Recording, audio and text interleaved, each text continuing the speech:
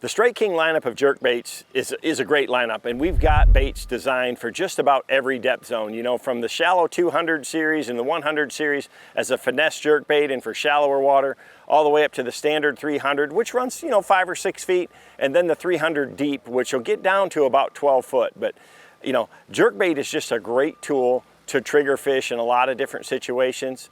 Why we came up with the sinking version is to get to that next level. So often I'm fishing a jerkbait when I'm not really using a long pause to it. So I can fish a sinking bait and still have that same action, but get it to that next level. And now, as big as forward-facing sonar is in all of our arsenals, it just allows me to fish a bait to get to that next zone. I can watch it on my Humminbird Mega Live as it's coming back to the boat, and I can count it down to the fish. I can let it get a little bit deeper if I need it to, or I can kind of tighten my line up and hold it almost in place. But it allows me to get to that next level and have a little more control.